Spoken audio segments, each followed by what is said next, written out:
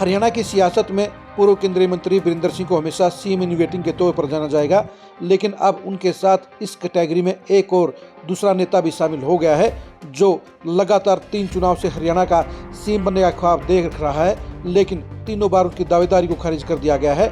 हम बात कर रहे हैं अनिल विज की। अनिल विज 2014, 2019 और 2024 में सीएम बनने की ख्वाहिश लगातार जाहिर करते रहे, लेकिन बीजेपी हाईकमान ने उनकी दावेदारी को खारिज कर दिया। नायब सैनी की दूसरी सरकार में अनिल विज को बड़ा रुतबा मिलने की उम्मीद थी, लेकिन उन्हें सीएम और डिप्टी सीएम की बजाय नंबर 2 का मंत्री बना दिया गया। नंबर 2 का मंत्री बनने के बावजूद भी अनिल विज को संतुष्ट नजर आ रहे थे, लेकिन विभागों के बंटवारे में नायब सैनी ने अनिल विज के साथ खेला कर दिया है, जिसके चलते उनके रुतबे और दबदबे दोनों को ही झटका लगा है। आखिर नायब सैनी ने अनिल विज के साथ क्या खेला किया है, ये जानने के लिए आज की इस खरी खरी खबर को आप जरूर देखिए।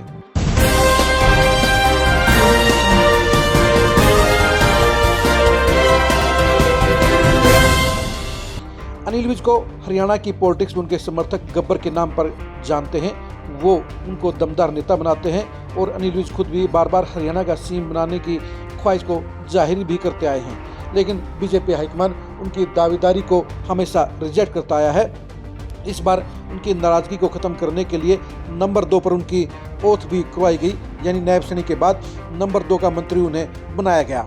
मंत्री पद की ओथ लेने के बाद अनिल विज को इस बात की उम्मीद थी कि उन्हें अपने रुतबे के हिसाब से ही अच्छे दमदार विभाग मिलेंगे, लेकिन नायब सैनी ने जब अपने मंत्रियों के विभागों के बंटवारे का ऐलान किया तो उसको देखकर अनिल विज का माथा ठनक गया, क्योंकि उनका रुतबा इस लिस्ट के जरिए कम कर दिया गया है। आपको बता दें, अनिल विज को 3 मंत्रालय दिए गए हैं। वो मंत्रालय आप सुनेंगे तो आप भी चौंक जाएंगे कि आखिर ए ग्रेड के नेता को सी ग्रेड के मंत्रालय क्यों दिए गए हैं। अनिल विज को बिजली मंत्रालय, ट्रांसपोर्ट मंत्रालय और लेबर मंत्रालय दिया गया है, और तीनों ही ये मंत्रालय हरियाणा की पॉलिटिक्स में और प्रशासन में सी ग्रेड के जाने जाते हैं। यानी नंबर 2 के मंत्री के तौर पर शपथ लेने वाले अनिल विज को नंबर 6 के मंत्री के बराबर के विभाग दिए गए हैं।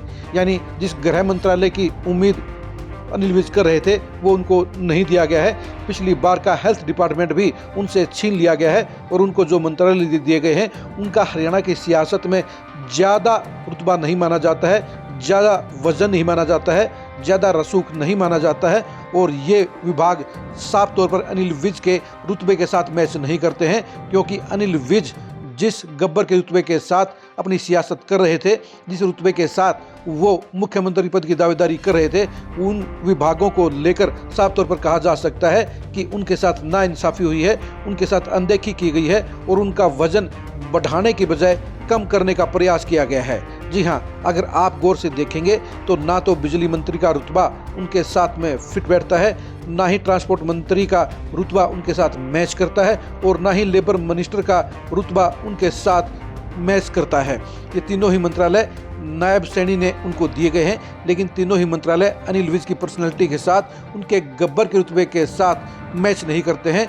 यानी उनका रुतबा इन तीनों ही विभागों के कारण ऊपर उठने के बजाय या मेंटेन रहने के बजाय कम हो गया है।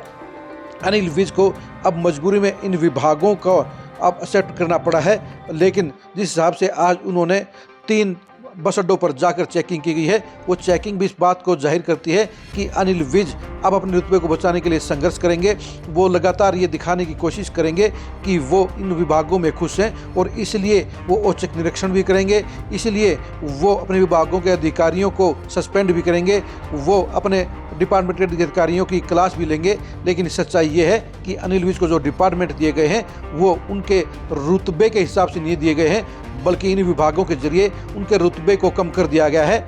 जहां खट्टर साहब की सरकार में उनके पास गृह मंत्रालय था, वहीं पर उनके साथ में हेल्थ मिनिस्ट्री भी वजनदार तरीके से बैलेंस कर रही थी। यानी दोनों ही विभाग उनको बड़े वजनदार मंत्री के तौर पर दिखाते थे, लेकिन नायब सैनी की पहली सरकार में उन्हें मंत्री ही नहीं बनाया गया, और अब दूसरी सरकार में भी उन्हें नंबर 2 पर शपथ दिलाने के बाद उनको जो लेबर मंत्रालय का, जो पावर मंत्रालय का और जो ट्रांसपोर्ट मंत्रालय का प्रभार दिया गया है वो साफ तौर पर जाहिर करता है कि इस सरकार के अंदर भी अनिल विज की तुत्ती नहीं बोलेगी। नायब सैनी के सामने उनका रुतबा डाउन रहेगा और उनके पास कुछ ज़्यादा करने के लिए नहीं रहेगा। यानी एक तरीके से अनिल विज के पर कतर दिए गए हैं। एक तरीके से ये कह दिया गया है कि अनिल विज इस सरकार में मंत्री तो जरूर रहेंगे, लेकिन उनका रुतबा नंबर 2 वाला नहीं रहेगा, क्योंकि नंबर 2 के हिसाब से उनके पास डिपार्टमेंट नहीं है। यानी अनिल विज को नायब सैनी की दूसरी सरकार में पूरी तरह से इग्नोर करने का काम किया गया है, पूरी तरह से अनदेखा करने का काम किया गया है और उन्हें अंडरवेट की कैटेगरी में धकेल दिया गया है। यानी उन्हें सी ग्रेड का मंत्री बना दिया गया है। अनिल विज के विभागों के बारे में आप क्या सोचते हैं, कमेंट करके जरूर बताइए। अनिल विज की भविष्य की पॉलिटिक्स के बारे में आपका क्या सोचना है, ये भी कमेंट करके जरूर बताइए। 2029 की सियासत में अनिल विज की कौन सी जगह होगी, ये भी कमेंट करके जरूर बताइए। आप हमारे फेसबुक पेज को फॉलो कीजिए, आप हमारे यूट्यूब चैनल को सब्सक्राइब कीजिए। नमस्कार।